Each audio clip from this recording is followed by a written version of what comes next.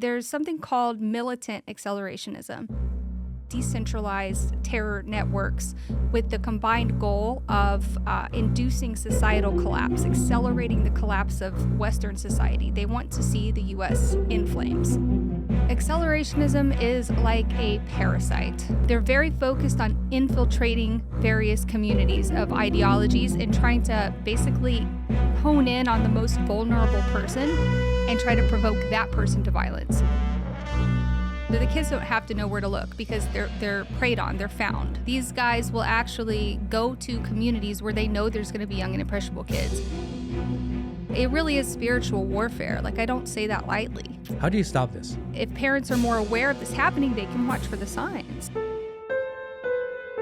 You know, I've had my life threatened, like, lots of times by terrorists, you know.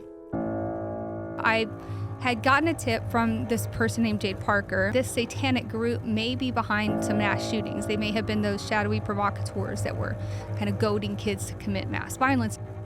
The shooter's name was Peyton Gendron, and he wrote a manifesto, and the manifesto is like, I'm an accelerationist. Here's what I believe.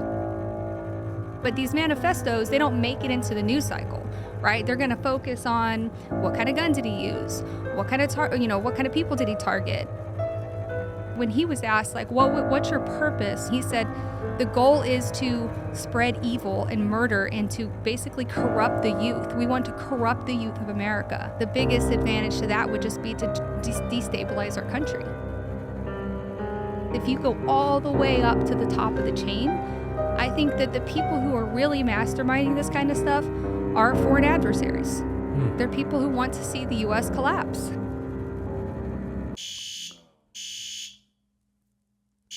Is that a fire alarm?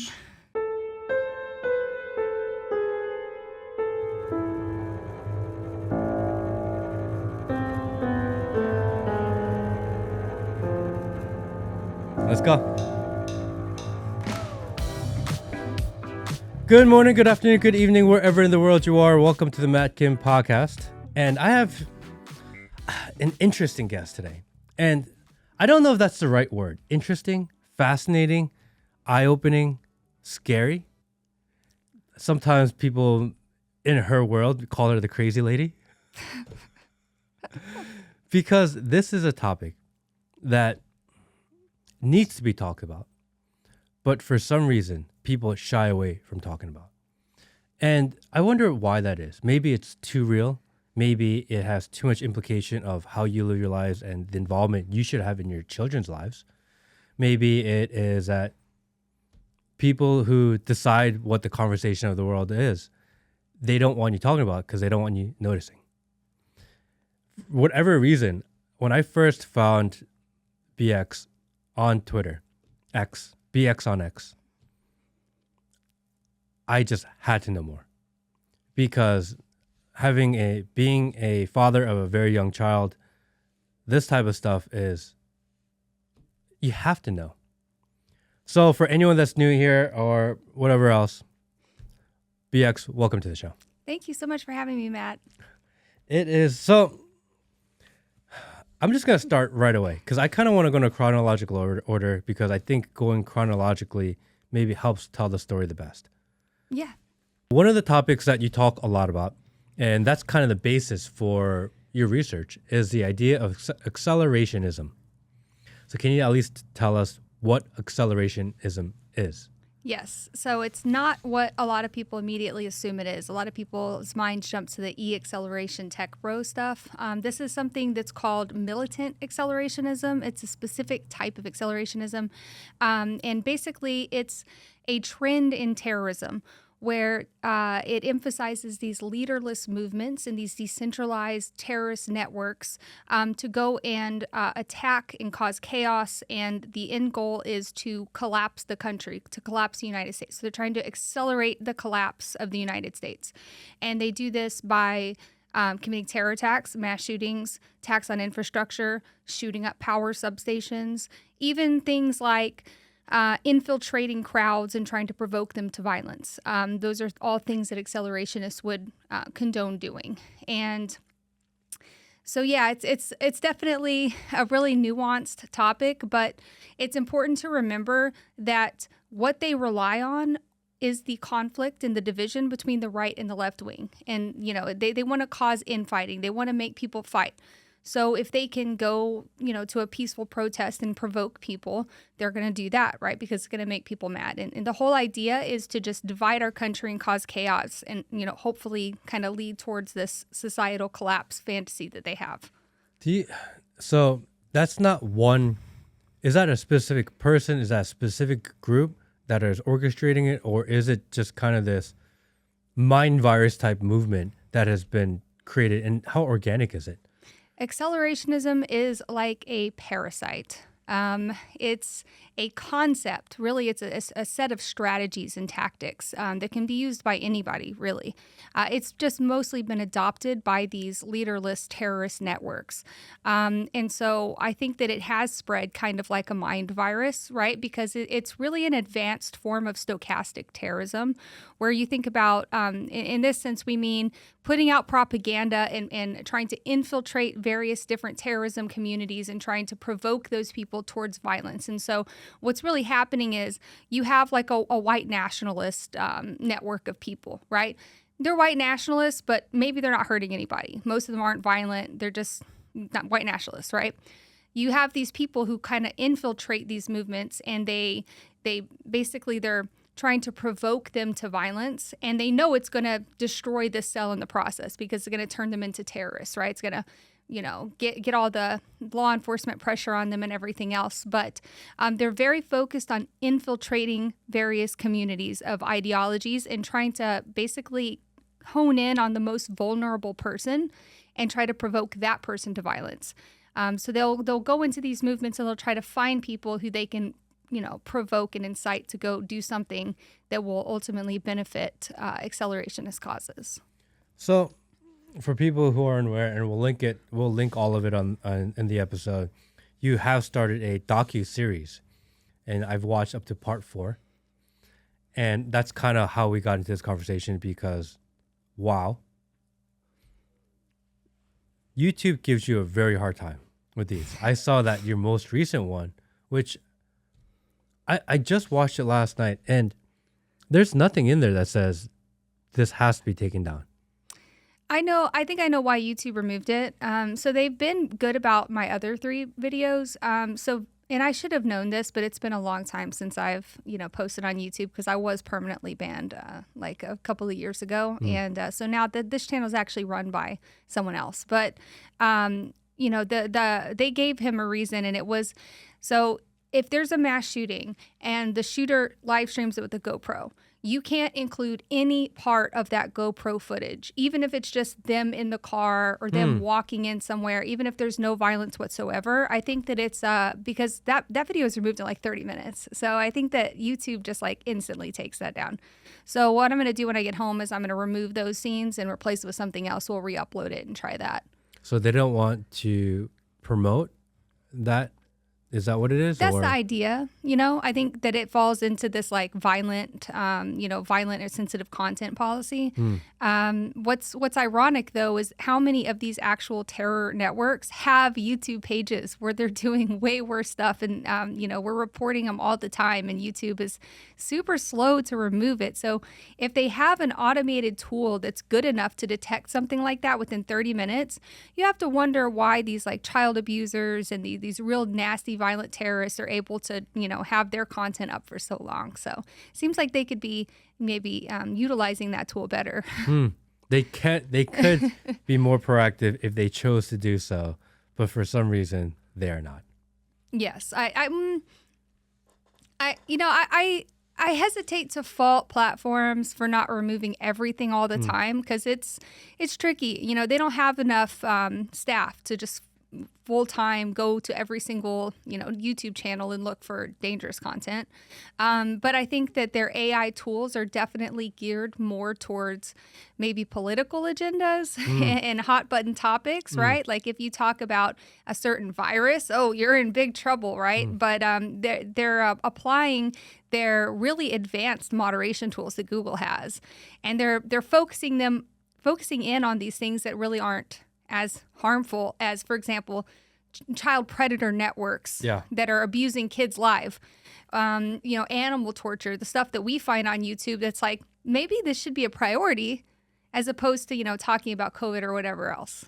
Yeah, it's pretty crazy, isn't it? That they will censor ideas, but they won't censor actually bad things for humanity. Right. Yes, they will. It's just it takes them a long time, and you end up having to report them. It seems like if they have such automated tools that can, yeet a video like mine off the platform in 30 minutes, they would be able to, target those moderation tools at the really harmful stuff. Yeah, I did an episode with Dr. Peter McCullough, and that got yanked in about 30 minutes. Wow. And I was like, wait, this guy's like a well-researched doctor. And we're just asking questions about spike proteins. How does it get removed in 30 minutes? They're really good at removing certain things, and they're not really good at removing actual dangers to children. So what are some examples, before we kind of get into the full story, what are some examples of maybe some real world examples of the accelerationism? Yeah, so there have been several mass shootings. You watched part 4 of my video series, obviously, so you heard the story of how we linked the mass shooter in Buffalo, New York. This was the one, he shot up a black grocery store. He had a GoPro camera. He was, he had his markings all over his guns, racial slurs all over his guns, and it really looked a lot like the Christchurch, New Zealand mosque shooting. So those guys are really gearing up for accelerationism. And we know that because the shooter's name was Peyton Gendron, and he wrote a manifesto, and the manifesto is like, I'm an accelerationist. Here's what I believe. But these manifestos, they don't make it into the news cycle, right? They're going to focus on what kind of gun did he use? What kind of people did he target, which are important in their own right. But at the same time, he's got a manifesto telling you that he actually did this because he wants to incite fighting over gun control, censorship, race relations. And he's basically just like taunting us in this manifesto because he knows the media isn't going to cover it. They're just going to spin it whatever political way they can. And that's the point, right? The point is to cause people to fight over gun control, censorship, race relations, things like that.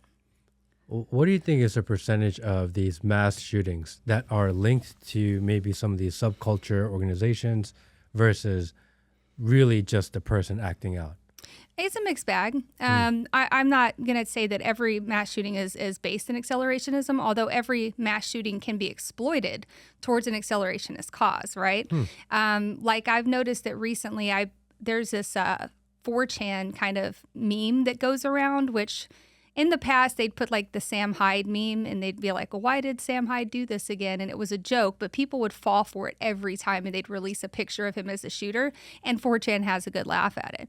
Now, 4chan's doing this thing where they make a picture of the shooter as a trans person and then try to put that out there. And every time people are falling for these like 4chan memes. And that's an example of like how they tried to kind of exploit a mass shooting after the fact, regardless of whether it was an accelerationist motivated or not. Although I'd say that the ones that are definitely motivated by accelerationism, most of those guys have manifestos, they have gear, they're live streaming. Anytime you hear anything about a GoPro live streaming, that's a pretty big indicator. Because again, a big tenet of this philosophy is stochastic terrorism. This idea that you can inspire other attackers by, broadcasting, you're shooting live or recording it, and then afterwards they make snazzy video edits and they use that in propaganda. So that's a big part of it. That's crazy that there are people out there that will go on a mass shooting so they can like supercut it. Well, I don't know if they're actually well, they probably are, honestly, because they're at this point when they've been convinced to do this, they're gone. But a lot of times I think it's important to note that we talked about how accelerationists infiltrate certain movements and target people. They might be secretly targeting somebody where instead of, like, for example, Peyton Gendron, who wrote a manifesto about accelerationism, you might actually have them targeting like an LGBT community and trying to find that one trans person who's already really close to the edge and pushing that person closer and closer. Maybe you're even assisting them in buying guns. Maybe you're assisting them in figuring out how to plan their shooting. And so an accelerationist might do that while also kind of disguising their intentions as being whatever ideology the hopeful shooter would have, whether that would be, maybe they're a white nationalist, or maybe it's like an anti-Semitic thing, or maybe they're a trans person who's just fed up, with all the stuff that they've been fed, right? So they can provoke people in an individualized way. It doesn't necessarily have to be like the shooter knew what they were doing would benefit this kind of radical cause.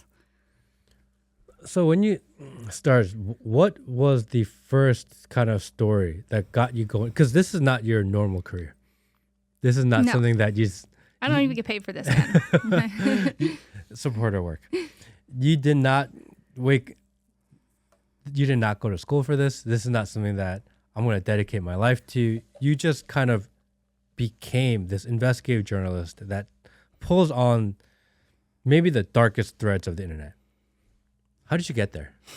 I've been an private investigator for a long time too, as like a side job. So I have that like in addition to my day job. I think I've been a licensed private investigator for 7 years or so. So it's been a while.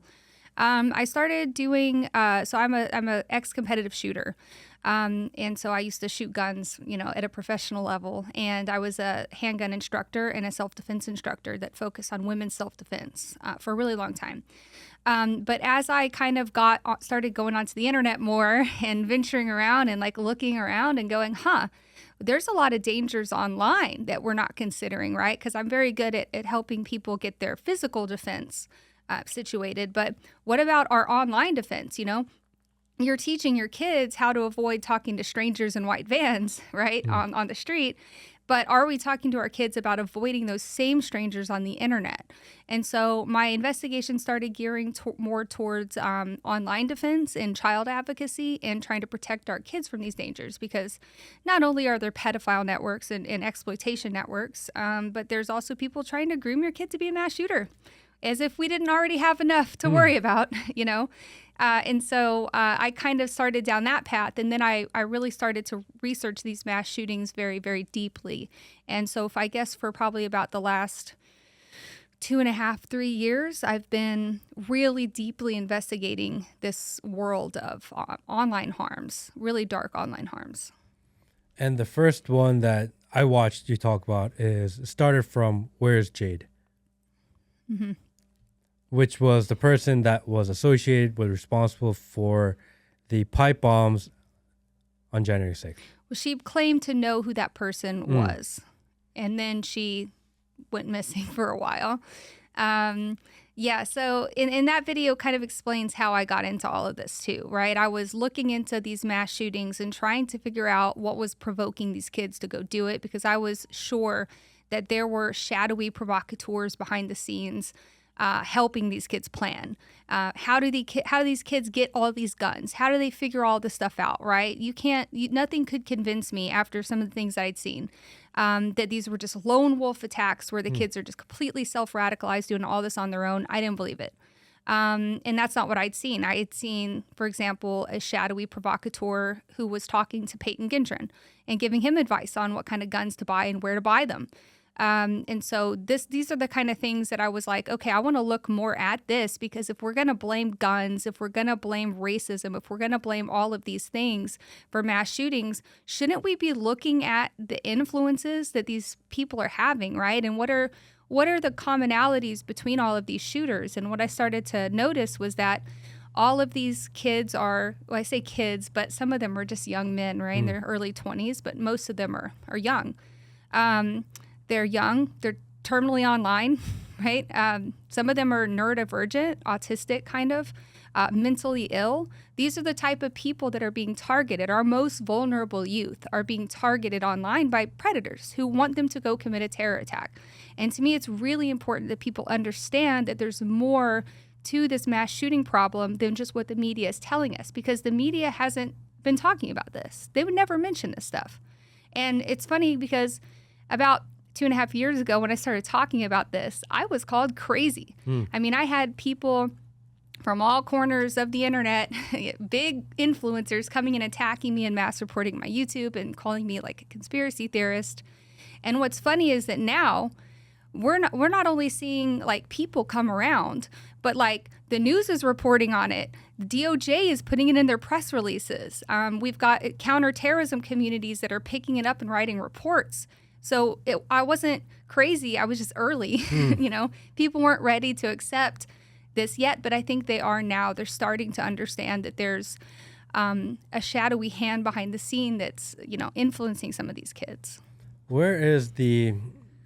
How do kids even get recruited, or how do children even, or young people, even find these communities? Because it's not intuitive to say, I'm going to find a terrorist cell and I'm going to figure out, like, even if I wanted to, it's not easy to do. I don't even know where to look. Well, you don't have to know where to, the kids don't have to know where to look because they're preyed on, they're found. So, you know, these guys will actually go to communities where they know there's going to be young and impressionable kids, and they'll pull from there. So we see them on 4chan a lot. The kids got to get on 4chan, or their friend told them about 4chan, and now they're there, right? And that's one place, you know, we've seen them pulling shooters into Discord servers that are maybe more geared towards like guns and gear, and get them into guns and gear. And it's a grooming process, right? It's a very slow radicalization process that doesn't rely on ideology in the same way that, say, ISIS did it, right? So with ISIS, you had what was called like the virtual planner model, where it would be a guy in the Middle East on the internet, and they would be indoctrinating people with ideology. This is why America's bad. This is why you should join the caliphate and take America down. And it's a much faster, quicker, you know, way to radicalize somebody. But with these kids, it's more about getting them to adopt the aesthetics, getting them to adopt the community, getting them to isolate from their family and friends in exchange for this new online group that they have, and really grooming them over time. Another place that they find these kids are on video game platforms like Minecraft and Roblox. They literally make characters that look like Nazis, and they go and they pull kids into Discord servers. So just like your kid could get pulled into, you know, a white van on the side of the road, they could also get pulled into a Discord server by a stranger on the internet, and that person could mean to, you know, exploit them, extort them, or groom them to do something horrible. How do you even know if your child is starting to get involved in these types of communities? Like, well, what are the key signs? So it depends on the type of community. You know, obviously we could talk about like the 764 network and the signs that they're involved in an even darker kind of network of satanic stuff, right? I want to get into the satanic stuff too. We'll get into that. But, Yes. you know, on this Don't line, want to laugh, though, by the way. you know, it's crazy.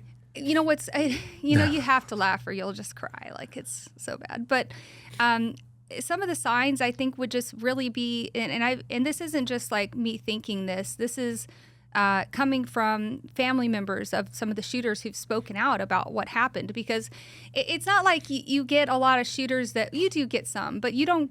Like, a lot of them are coming from upper middle class families who are totally normal. And how often do you hear this? Like, we thought he was kind of weird in school, but his family was totally normal, right? They weren't like crazy racists in like the Deep South, like, you know, KKK members. But usually what they say is that he was kind of weird. Maybe he's a little bit neurodivergent already, right? A little bit of an outcast. And, well, he just started going online a lot and shutting himself in his room, and we wouldn't see him as much. And he would just, you know, be online talking to his online friends, you know? And that's, to most people, that sounds like something that's kind of normal for like a teenage boy. So it is hard. It's really hard. I mean, I guess maybe if your kid's stashing weapons under their bed, that's a good sign. But, you know, as far as these guys are really good at teaching these kids how not to get caught, you know. So they're not going to just start talking about racist stuff at the dinner table because they don't want to lose their community. They don't want to get caught by their parents. Because especially during COVID, I have a lot of friends who have maybe teenage children, teenage daughters, teenage sons. And a lot of them said during COVID, they would just go online. They're in these online communities. They have no idea what they're talking about, no idea who they're talking to. And they can see fundamental shifts in the way they perceive the world, the way that they interact with their community, their friend groups change. And I think 2020, 2021 was a big shift in that because people just completely went in online. And for parents, there's no way to know like what they're talking about. They go, it's just a video game. Yeah. They're using code words and like, little coded language that we don't understand. Yeah. Yeah, for sure. And I think you really hit the nail on the head with the COVID thing, because when COVID happened, people stopped getting out as much. Kids started isolating in their bedrooms. They started going online, and we saw a really, really big increase in this kind of online radicalization around that time because of that. And people are also depressed. They're feeling lonely. They're looking for solace in an online friends group that they can hang out with. That's a coping mechanism for the world around them. So, yeah, COVID was a really big turning point in how these groups operate, for sure. In exploring kind of these groups, and you mentioned 764, and there are a lot of these. How many of these groups actually are there, and which are the ones that you feel parents really should be more wary about? Like, which ones do we have to know about? Because there's so many. There's so many. I would start with the 764 network, right? Because and how big is that network? Roughly. And I say 764 network, but really we're looking at a much bigger community. That we say 764 network because it's just an ease of reference thing, but there's actually lots of various little splinter cells, and it's like I said, a leaderless, decentralized kind of network where the people in there can start their own branches and start their own little spinoffs of the cult. But it all kind of ties into this much bigger online community that's known as CALM. And CALM is just basically a cyber criminal network that includes hackers, little script kiddies who want to hack and swat, dox people. In fact, 2 of the people who were responsible for swatting Tim Pool and Marjorie Green were arrested as part of this network recently, like last month. And so this whole community CALM, I would say anywhere from a couple hundred to a couple thousand, maybe, members over the world. And what is it that they believe in? What does the community revolve around? Crime, I guess. It's not an ideologically motivated thing. There's multiple different groups and communities. There's communities, like I said, that just do hacking and cybercrime. And then there's extortion CALM that focuses on extortion. And I think that's where these really evil roots were able to kind of seep in and take root and form various splinter cells like the 764 network, which is a satanic pedophilia and extortion network where they are exploiting and extorting kids online for child sexual abuse material.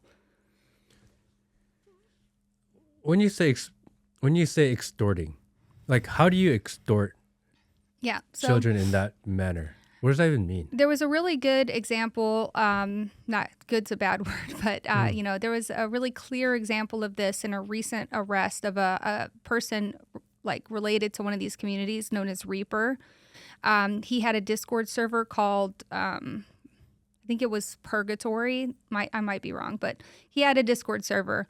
And he would invite kids there and exploit them, right? And how old or how young are Reaper these kids? was 26, I think, so he's an adult. Okay.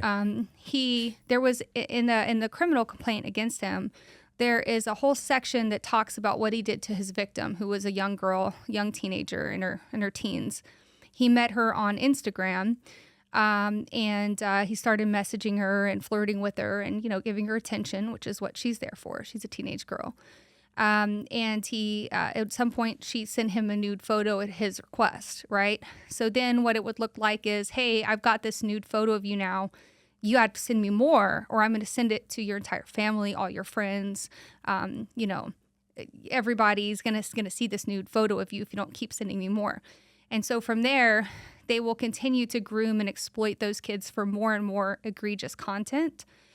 In some of these groups, it becomes a competition for who can collect the most trophies, and the trophies being these kids harming themselves on video. And it becomes more geared towards self-harm. For example, carve my name into your thigh, and video record yourself carving my name into your thigh with a razor blade. Then they'll get even more and more extreme over time with the extortion. I think that for this girl, he told her if she didn't kill her family's cat on video, that he was going to come to her house and murder her young siblings in front of her. And so you can see how terrorizing this would be for a teenage kid, right? Not only are they threatening to hurt your family, but they're threatening to embarrass you and shame you and, get you in trouble with your community. And so that's how they kind of wield this power.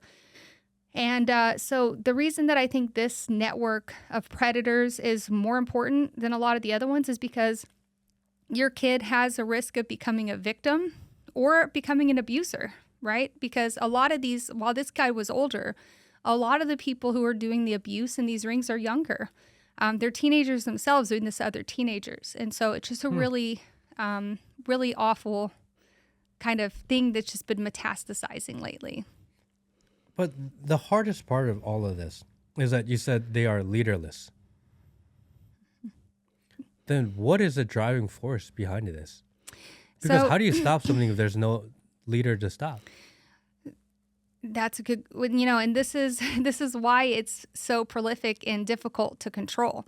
I always try to talk about, when it comes to ISIS, right? They had a lot of cyber operations where they were creating homegrown radical, violent extremists, where they would have Jihad Jane, just a Midwestern housewife who up and joined ISIS, right? For ISIS though, they had an organizational structure that was like a business. So you could attack it. There was a head to cut off there. But when it comes to these kind of leaderless resistance movements, this is a concept that was, an accelerationist concept that was kind of propelled forth by this book by James Mason called Siege, which you might, if you ever see someone saying read Siege, it's this fascist propaganda that talks about leaderless resistance and decentralized networks because they're harder to stop. And because anybody who's part of this network can go splinter off and form their own group and recruit more people. And so you've got all these splinter cells, just recruiting people from all over the internet and growing and growing and growing. And it's out of control. It's not an organized system. It's much, much harder for law enforcement to take action and to actually stop it and bring these people down. It's really like a game of whack-a-mole at this point. And I think that part of the FBI's, their strategy has been, just taking out as many as you can and hoping that it scares people. I've noticed that one thing that they've been doing is the DOJ's been putting out really big press releases about this group.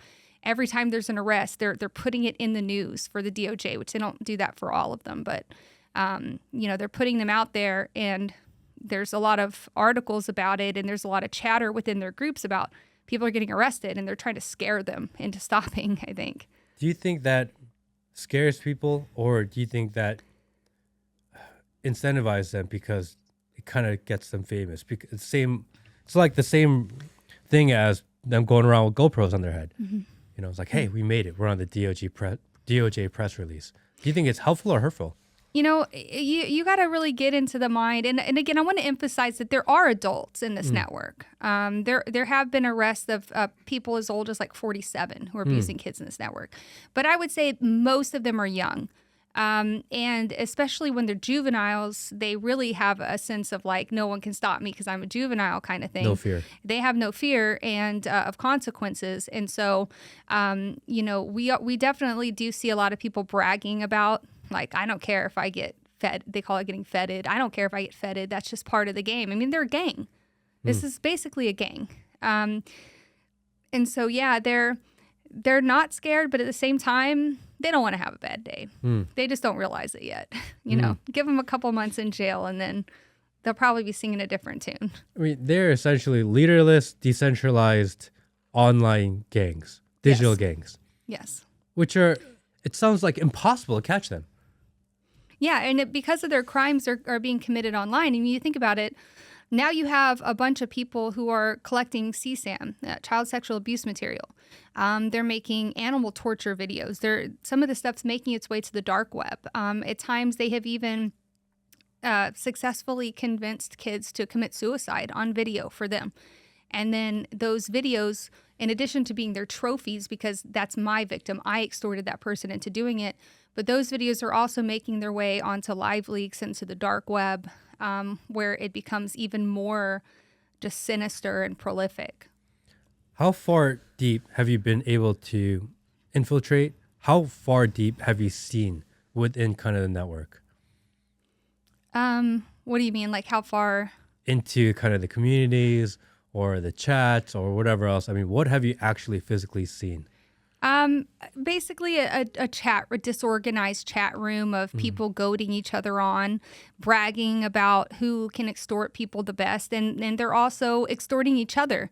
So the members of this gang or whatever, the criminals will be extorting each other and swatting each other and trying to, get the FBI called on each other. It's just really crazy. It's like the mouse utopia, right? Where you've got just this like huge, like centralized cluster of rats in a cage, and they're just eating each other, cannibalizing each other, and it's just getting worse and worse and worse.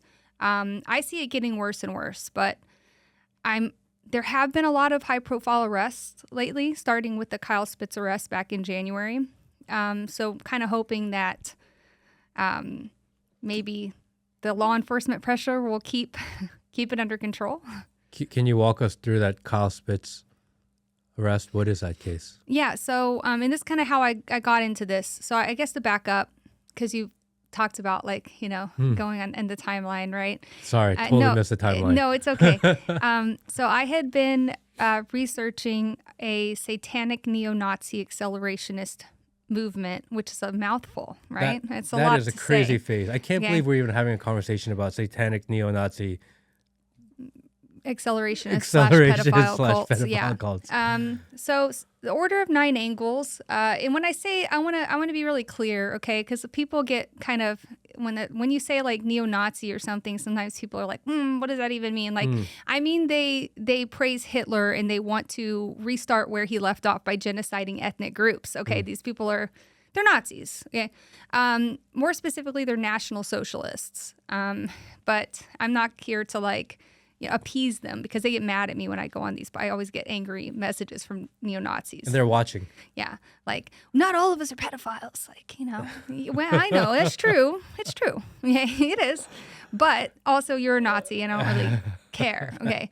But I want to say that because a lot of people, especially on the right wing, they're so used to getting called Nazis, right? Like by hysterical media that they kind of tone that word out. And I want to bring it back into the conversation. Because these people, there really are Nazis out there. There's National Socialists who, they're un-American. This un-American, right? To want to genocide ethnic groups and create white ethno-states and do it by force. These people are not patriotic, flag-waving Americans, right? They want to kill people and hurt innocent people to get their ideal utopia, which is like socialism, basically. Okay, they're also not far right extremists. I take offense to that term. I don't think that they're far right. I think they're more far left than anything else. But anyways, it's more of a third positionist thing. They're not right or left. So having cleared that up, satanic accelerationist cultists who basically want to, propel society towards this collapse state that we talked about. I had gotten a tip from this person named Jade Parker that this satanic group may be behind some mass shootings. They may have been those shadowy provocateurs that were kind of goading kids to commit mass violence. And that's where I started to spend most of my time researching and looking into it. And then eventually we also started to see in the same landscape this child abuse stuff. Not like we would go into Discord servers and instead of just seeing, kids being shitty or whatever, we would see satanic imagery.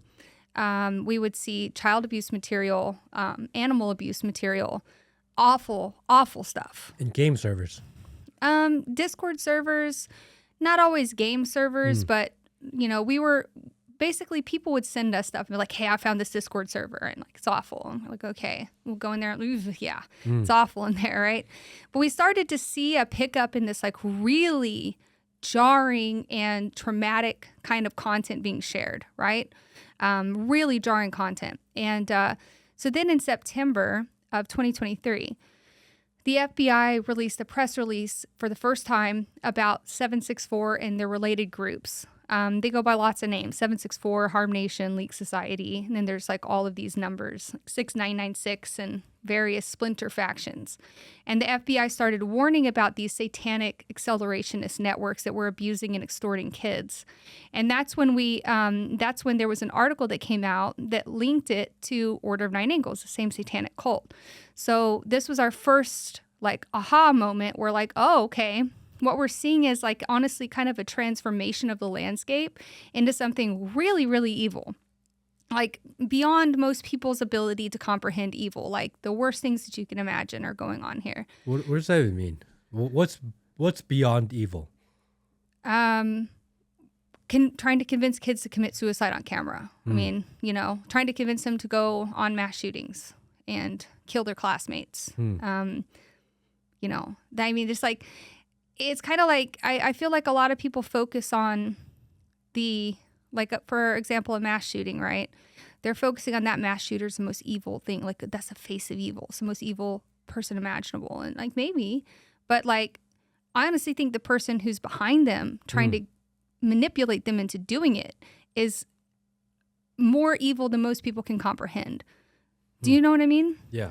It's like, who's more evil, the person who's manipulating this proxy soldier or the soldier themselves, And so, it's really, anyway, so that's when we stumbled upon Kyle Spitz, who was in a viral video where his stepdad's like drunk and like shoots his ear and he's like, and like runs out the house. And a lot of people saw this video. It went viral. Well, we found out that Kyle Spitz was actually a member of 764 Network because his victims were screaming about it nobody was listening to them. They were just kind of screaming online about it. And so we started to look into that, and that's where we started to, map out the 764 pedophile networks and kind of see the extent of this thing. And Kyle Spitz was the first high-profile arrest recently. When I started reporting on it, I didn't honestly want to be the face of that because I thought it was too big, and I thought I would sound crazy. And I tried to give that story to other outlets and other influencers who I thought would have more pull, but none of them were really interested. So for better or worse, I decided to take the story myself and start talking about it. And then I kind of just accidentally became the face of reporting on this massive child exploitation extortion network that's also definitely tied into some mass shootings, and even some really recent stabbing attacks have been associated and linked to this group. So it got a lot bigger than I was prepared for it to as a normie. I'm kind of a nobody. Like I'm not like a seasoned journalist or like a big influencer. I don't have a huge audience. I'm just a mom who's like went online one day and started looking behind curtains and finding all this evil stuff and talking about it. And so sometimes it kind of feels like I'm in like a big room just screaming at to nobody, and then trying to get people to listen, and then people occasionally walk by, and sometimes they'll listen, and sometimes just be like, that person's crazy. So I guess it's been kind of hard being the public face of this. Definitely not something I saw myself doing this year. I mean, you are definitely brave and courageous because I can't even imagine, because you've seen a lot of it. You understand a lot of it. You've communicated with some of it, and you've heard the stories of victims, of provocateurs. It's a lot to deal with. You say the word satanic a lot. Satanic cults. What is the role of Satanism in these organizations, and is there a push or is there any sort of responsibility to maybe even the Satanic Church? The Church of Satan official Twitter page came after me when I started talking about this stuff, which was Really? also weird. I didn't have that on my bingo card. No. I was like, this is actually the Church of Satan official Twitter page, like quote tweeting me. Yeah. Like, don't associate these people with Satanists. I'm like, they call themselves Satanists and they worship Satan. And they say that they're doing all of this as a ritualist, it's a ritual for them, initiation rites. And they're like painting satanic imagery and blood and summoning demons and stuff. Okay, like they're Satanists. That's what they are. I'm sorry that that's inconvenient to the more progressive and modest Satanists, which Church of Satan is and always has been an attempt to kind of, almost like destigmatize Satanism in the eyes of the public. They're very politically correct and mild. I did not see that coming, by the way. I did not see the political correctness of Satanism being a thing. They're very politically correct. And so when you try to associate these guys who are terrorists, I mean, they're pedophiles, they're terrorists, they don't want to be associated with that. In fact, as I've been doing this work, so you've got the 764 network, which is just the worst thing you can imagine. I'm telling you, it's traumatic stuff to even research, right? And then you've got these, the Satanists, this neo-Nazi Order of Nine Angles group and stuff. And some of those guys are definitely overlapping with the 764 network. But some of them aren't. And some of them don't even want to be linked to that at all. Even the terrorists, some of them don't want anything to do with 764. It's too much. So there is a moral hierarchy amongst the most evil people in the world. There really is. That's crazy, maybe too. even just publicly, they don't want to be associated with child abuse. And it's kind of a funny backstory, but, going back to Order of Nine Angles, this cult was started in the 70s and 80s, allegedly by a guy named David Myatt, who's a National Socialist in the UK, who actually was affiliated with Column 88 and a bunch of other neo-Nazi movements in the UK at that time. And so there's a book called Global Death Cult about this by William Ramsey. It's really good. Just check it out. And the theory that he lays out kind of says that David Myatt was a National Socialist who would realize that political action wasn't getting the results he wanted, and he felt like his cause was hopeless. And so what he did was he started a satanic cult and indoctrinated people with this Lovecraftian type of apocalyptic death cult ideology to believe that they were like foot soldiers, and their goal was to infiltrate organizations and kind of try to push them towards National Socialist causes. It was an infiltration attempt, like a entryism kind of thing. And but at the same time, it felt like David Myatt was trying to indoctrinate people into this cult belief system that he thought would lead them to go and, promote National Socialism for the benefit of him and his causes, but under the guise of this cult, kind of. So I feel like David Myatt never even really believed in the satanic stuff that he created because, again, the cult ideology itself is not necessarily rooted in traditional Satanism at all. It's like they believe that they're creating a super imperium of Aryan, basically super soldiers who during the next eonic shift of the world, it'll be in chaos, and they'll step in and rule with their galactic super imperium that'll eventually take them to other galaxies, and they'll rule other galaxies. I mean, so it's very, it's like an 80s cult, right? So that's kind of how it started. You can see that it was very, their ideology is a sign of the times for UFO cults and stuff too. But it's also I guess, Aryan supremacy geared, which is weird. So now you have this kind of cult that was really geared towards doing bad things and evil things and sinister left-hand path rituals and stuff, right? It's very complex. But over time, it became more and more and more and more and more evil. And so now that the child abuse stuff started to get involved, David Myatt himself kind of retracted everything and almost tried to back out of it and say, never mind, I changed my mind. I don't want anything to do with what I created and what it became. And he tried to put out a lot of stuff condemning child abuse and condemning terrorism. But to me, it just seems like he's full of regret for what he started and doesn't want to be associated with it anymore because it became too evil for this apocalyptic death cult leader. And so now, I think that the cult that he started has completely spun out of control. For one thing, it merged with modern accelerationist movements. Like there was one called Atomwaffen Division, which was an accelerationist terrorist group.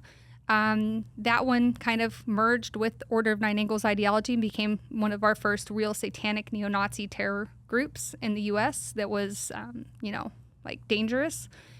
And from there, that splintered off into a whole bunch of different communities and groups. And now it's just metastasized. It's like if you look at a cancer that started in your stomach, now it's spread through the lymph nodes and it's just everywhere. So that's kind of the idea. That's how I see the modern landscape of terrorism. And now if you go to some of these Telegram channels that are white supremacy, Aryan supremacy stuff that would maybe in the past they would have been focused on, KKK type of stuff, right? But now you almost can't go to any of those channels without finding the satanic elements present in some way. So they've been very good at infiltrating these groups and spreading Satanism all throughout the landscape. So now we've got this, it's almost impossible to separate normal terrorism, I guess, from the satanic variety. It's just all combined and coalesced now. Because it feels like we are in this global war of good versus evil.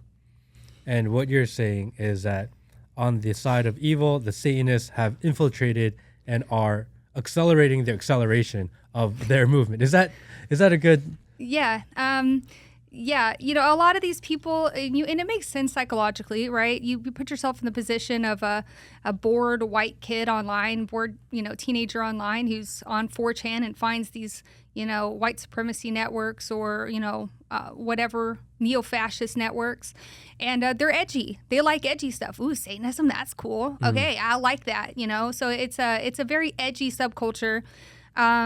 Even the ones that aren't satanic worship mass shooters. They worship them like saints. They saw that in my part 4 video where they talks about the people who were arrested from the Terrorgram network who were basically, if you read that indictment, that's crazy how they were basically like, I found this kid online who's 18-year-old. He seems pretty impressionable. I'm going to go indoctrinate him. And then watching them go and just like hound this person with like, you're going to be a martyr, you're going to be a saint, you have to go kill black people or whatever, attack a mosque or whatever it may be. And so all of these kind of edgy murder evil based movements have one thing in common, and it's that they're evil and they want to hurt people. So it's not that surprising that Satanism would gain a foothold in there with people who are already very amoralistic. But as they accelerate the accelerationism and they are able to achieve their goal, which is to create chaos and break down society, what is their goal there? Because what if there's no society? What if they're successful? It doesn't make any sense. And this getting into the weeds, but I like it. This is a really interesting part of this theory, right? And I've had the pleasure of speaking to a lot of these people. I've spoken to Order of Nine Angles members. Really? I've spoken to people who were accelerationist neo-Nazis who got out of it, and they're still kind of weird, but they're helping me out by kind of giving me an inside look at what it looked like. And what's interesting is that none of them can really elucidate what happens after the collapse. So for Order of Nine Angles, the theory is that once society collapses, it's like almost an apocalyptica kind of thing where a new phase of evil will emerge and, chaos, post-apocalyptic chaos will reign. So they're a little bit different because they do have an idea. And it's based on this like fantasy that they will be like dark imperium fascist overlords or something. But for a lot of the other kind of accelerationist collapses, they seem to think that their cell will gain a fascist foothold over the U.S. When I say fascist, I mean like they want to take over the government and enforce, tyrannical craziness, not like, that's another word I'm using very specifically here. But also a lot of times they're like, well, our cell's going to come in and we're going to deport every person who's not 100% Aryan and we're going to put them in camps and then ship them off. And it's like, what's your plan for that? We don't have to have a plan. It's a collapse. We can do whatever we want. And so it doesn't really make a lot of sense. Like when you try to start, they're not thinking logistics. When you start poking them at like what happens next, and then sometimes you could even kind of see their humanity peek out at times. Because like I had one neo-Nazi who I was talking to, and I was like, so what do you do with the kids, right? Okay, what about the babies? What are you gonna do You gonna just kill them? Well, no. We'll put them in camps and then we'll raise them as. I'm like, this doesn't make any sense, dude. Yeah. Just admit that you're gonna kill the kids, you know. Yeah. But you can see their moral framework start to kick in and go, I don't know, you know. So they're very confused. Because people. everyone has a different line, moral line, Yeah. somewhere in that. Mm-hmm. But, you know, I think that, and this is the bottom line, is that when you look at, for example, how David Myatt, I still don't believe that he believes this stuff. I don't believe that he believes that these dark demons will overtake the earth after the collapse and that they'll rule the planet or whatever and go to other galaxies. Like, I don't think that they believe that. I think that the masterminds, if you go all the way up to the top of the chain, I think that the people who are really masterminding this kind of stuff are foreign adversaries. They're people who want to see the U.S. collapse. Who wants to, like, ask yourself, who wants to see the U.S. burn? And there's your answer for who would probably be behind this kind of thing.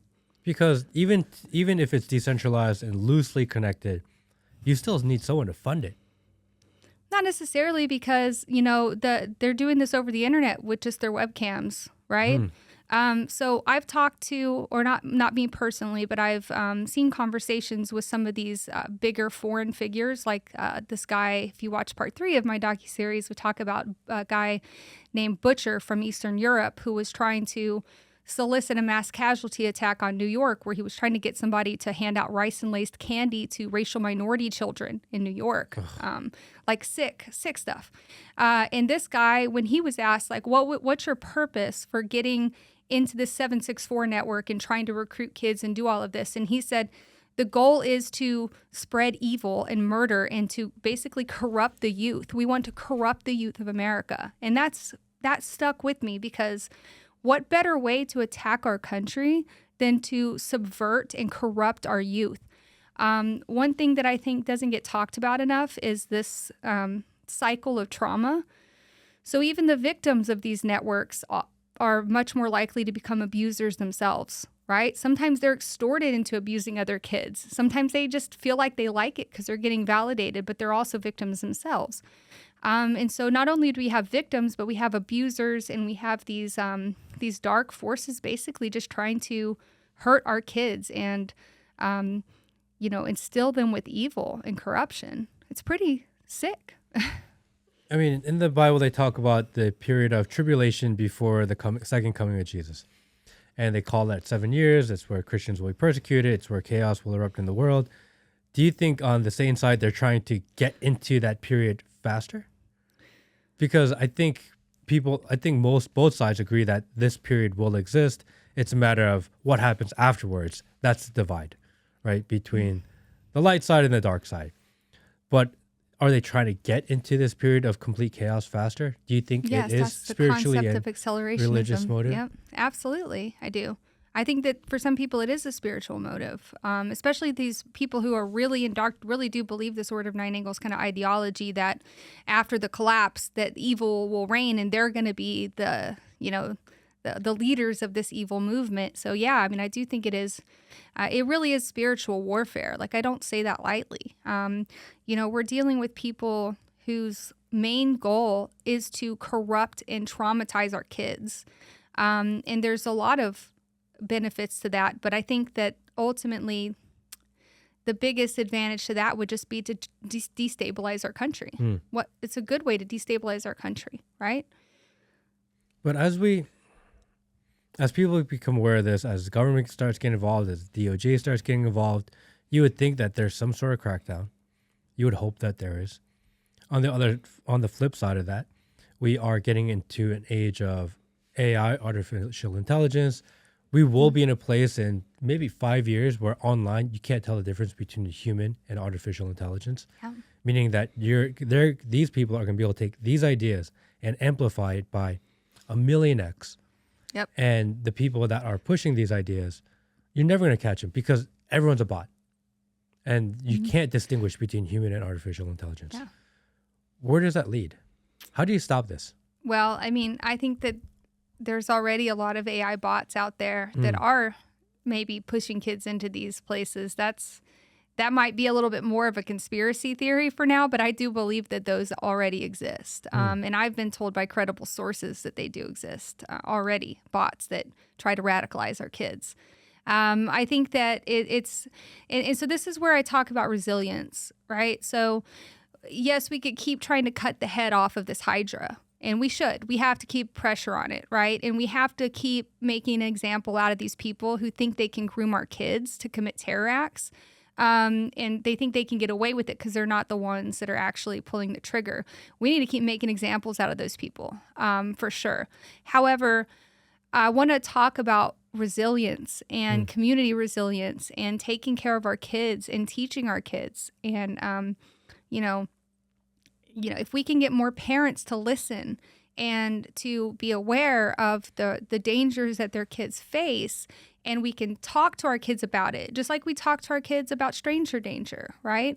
We talk to our kids at age-appropriate levels about what people can do online, grooming them and stuff. And and if parents are more aware of this happening, they can watch for the signs.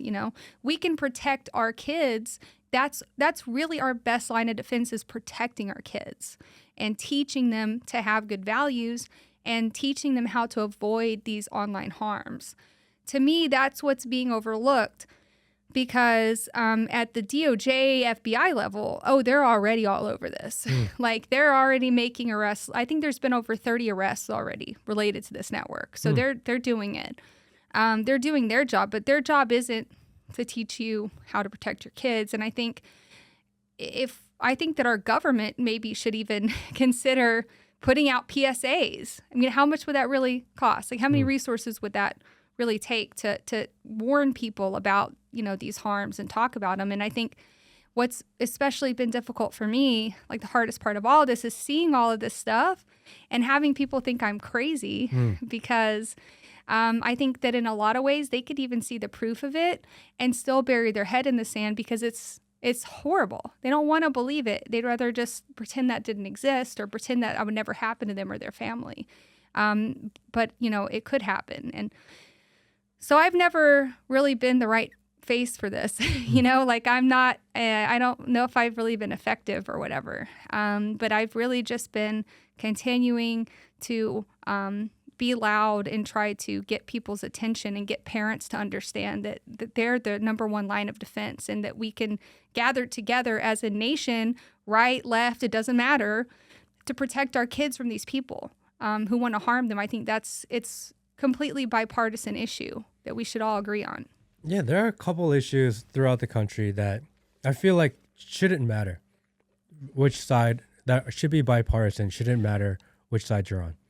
Things like health and the poisoning of the population via food and pharmaceuticals. This is something that everyone should be thinking about, talking about, and be very aware of. The weaponization and the recruiting of children via online methods and the radicalization of them by these shady groups that we don't even know who they are, but it's definitely happening. This is something that all parents, all citizens should be very aware of. These are some issues that everyone has to be a part of. But yet, these are issues that don't seem to hit mainstream. These are issues that are not overly popular. What do you think that is?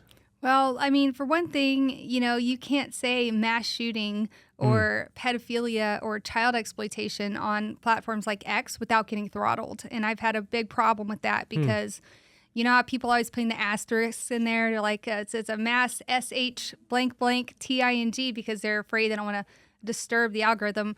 Well, that's an unfortunate mechanism that still exists on X that they should really reform, because advocates have a really hard time getting a message out. I mean, how do I talk about child exploitation and pedophilia networks and advocate for parents to be more involved and understand the dangers when the algorithm just sees those keywords and suppresses me?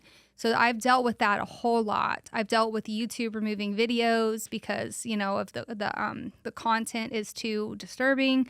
And then I think that a lot of people are afraid to kind of put this on their platforms for that reason. They're scared that they're going to get throttled. It's almost like they're scared to even, retweet me or something because they might get throttled. And I understand. because I have those problems too. So I think that's one problem is online suppression makes it really hard to get this message out.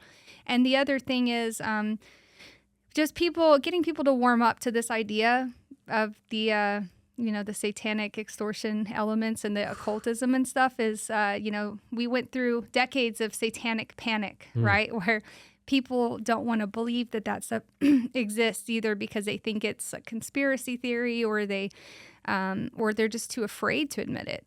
But I think that we're coming to a point where there's enough heat, enough arrests, enough news, coming out that people are going to start seeing it eventually. So again, I always say this, right? But we're not wrong. We're early.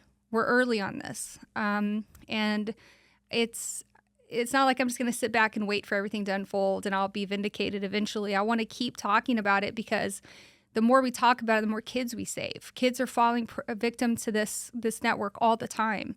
The more we talk about it now, we could save kids' lives. And so that's really important to me. But there's a lot of parents out there saying, yeah, I understand. It's out there. It's evil. I get it. But not my kid. This isn't my kid. It may be someone else's kid. Yeah, Nancy down the street, her kid was looking a little funny. So maybe them, but not me. No one wants to accept the fact that it could be their kid. That's a very good point. I've kind of battled this stigma a lot because it's dangerous to feel that way. Like my kid would never, or like I watch my kid's internet usage and you're not thinking about when that kid goes off to their friends' houses, right? Kids are kids. They're sneaky. They're good with technology. Better than you. They're really good. My 7-year-old's almost better at technology than I am at this point, right? These kids are born to use technology. They're good, they're sneaky, and these people who are grooming them, they're teaching them how to avoid their parents finding out. And so one thing that I've found is that I've had a lot of parents reach out to me, which is really powerful stuff, because the parents who reach out to me are very frequently just normal parents who have other kids and normal lives. And they had a moody teenager that was, depressed and in their room a lot. And they didn't have any idea that they were being preyed on by these people until it was too late. And so I think it's dangerous to bury your head in the sand and say, my kid would never do that. It's really easy to do that and then end up being a victim. And I don't want to see anybody do that. It's much better to just keep this in the back of your mind and figure out maybe a way to talk to your kid about it and figure out better strategies for intervening if you do feel like your kid might be talking to people online without your permission or without your knowledge. And two of the platforms you've mentioned about the way to communicate is Discord and Telegram. And Discord, for people who don't know, it is more of a community server, a lot of different pages, a lot of different channels, where Telegram is more just a community of people that are in a shared channel. Telegram tends to be more uncensored, and Discord, they say that it is much more censored, although I don't know how true that is. So I think that no platform is going to be 100% effective at getting rid of this stuff. But the difference between Telegram and Discord is that Discord cooperates with law enforcement investigations when we're only talking about child abuse right now for ease of reference. Okay, we're not talking about political discourse. Political discourse. We're talking about child abuse content. Telegram is basically, they feel invincible because they have their servers in the Dubai, they're foreign servers, and when U.S. law enforcement comes, they don't have to do anything to show them, for example, the identities of people who are behind grooming kids or distributing CSAM on their channel. Discord, boom. If you're doing something on Discord and you get caught, they're going to roll that over to the authorities, which is a good thing when it comes to child exploitation, because especially for Discord, I think that negative press really drove this because a few years ago even, Discord was a mess. There was a big, I think it was NBC expose that came out that showed like hundreds of cases of child grooming and even kidnapping, and people kidnapping and murdering kids were happening on Discord. And it was a huge negative PR for Discord, and I think that really helped them get their shit together, because sometimes it takes public scrutiny to get these. And you know, I don't like law. I don't really like regulation. I like public scrutiny. Let's shame them. Let's talk about it as a people, as customers of the platform, right? Let's use capitalism here and pressure them as customers. And so that's what happened with Discord. They now cooperate really well, but I've actually personally worked on a case of a missing girl who was groomed on Discord and convinced to run away from her home, and her name was Alicia Navarro. And when I first worked on that case about 5 years ago, they were still trying to find her. Well, just last year, she turned up at a police station in, I think, North Dakota or something like that. And she was 18 now, and she just wanted to say, hey, I'm not missing anymore. I'm here living with my boyfriend. And this guy had groomed her, and she ran away from home, and, you know, she was gone and abused. So kids have been kidnapped and shipped into sex trafficking on these platforms. It's very serious, you know. That I just want to. That's what I want to bring in is like, it's not victimless crime to just like, we're not just talking about people posting child pornography. We're talking about people who, like, catching them could be the difference between saving a kid's life, right? And the same thing goes for Telegram, but Telegram will not cooperate in the same way. And that's where they're in the hot seat right now. For refusing to cooperate with certain investigations, not just in the U.S., but in other countries. And that's the hardest part of it, right? If you want to create a communications platform and you want it to be uncensored and you want it to be safe and secure for the people that are communicating, then you can't be known as giving up all the information. Right. Because you lose trust amongst people that are there with you for security. It's supposed to be encrypted, you know, like whatever, but that's why people go to Telegram, because they think their communications are secure. And if they start giving up the data and complying with government, then you lose the security factor. At the same time, you have this moral obligation of, if it's for kids, at least the most evil of evil, don't you have to do it? I mean, it would seem like just for general human decency, right? Like, I understand not wanting to give the FBI a backdoor to your platform. You're not going to hear any arguments from me about that. Yeah. I would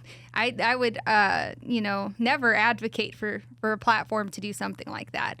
But ultimately, what we're talking about here is, like, if you found out a kid was kidnapped, your kid was kidnapped, and then you found out that Telegram wouldn't provide the information to law enforcement that you needed to get your kid back, you'd probably feel pretty passionately about that, right? So really, it's a matter of perspective. We're talking about the proliferation of evil, I think that we can all agree there's a line that gets drawn with child abuse and people hurting kids, right? I mean, I remember when Pavlov was getting in trouble for Telegram and he got arrested in Paris, and I thought, this is really it's not only just a free speech issue, it's a morality issue, right? And I put out a couple of statements talking about it, saying, actually, I don't know where it is, because you have absolute free speech versus your moral responsibility to children. And this is kind of the impasse. And a lot of people, like a ridiculous amount of people, said, you need the free speech. It has to be absolute, because even if you sacrifice the free speech and you went after even the most evil, these people historically will find other ways to do it anyway. So you're actually not stopping it. But they're already going to do that. They're already doing it. You know, the other thing is, I think Americans tend to kind of think about themselves in a bubble where the rest of the world doesn't really exist. And so, like, we think, well, we have free speech, and then you're not realizing that Telegram is used by other countries. Like, so, and the same thing with all these platforms, which is really interesting, which is that it's not just America that's doing it, it's other countries where they don't have the same kind of free speech, right? So platforms deal with a lot of nuanced regulation, risks to regulation, right? And so I would definitely never advocate for any kind of free speech, like I don't want to give them an inch, right? But child pornography isn't free speech. That's not free speech, even according to the Supreme Court. Inciting acts of violence, again, that's high bar for inciting violence. When you look at the indictment against the two people who were running the Terrorgram network, we're talking about I'm going to groom this 18-year-old by indoctrinating him and provoking him and giving him all the means he needs to do it. Now they're charging them with providing material support to terrorism. That's what they're trying to use to kind of get these people prosecuted, because there's a really high bar for inciting violence. And that there's a good reason for that, because they could take anybody's speech that they don't like and then say they're inciting violence with their speech, stochastic terrorism, and then arrest you for free speech, right? Inciting violence has to have an imminence. It has to be directed at a person who you think will actually go do something. Like, you should have a reason to believe that that person will do it. And it has to be imminent and specific. So grooming a kid online with targeted advice and telling him where to find guns and stuff, inciting violence, right? Provoking or even providing material support for terrorism. But screaming online, genocide, all XYZ, free speech, right? And it has to stay that way.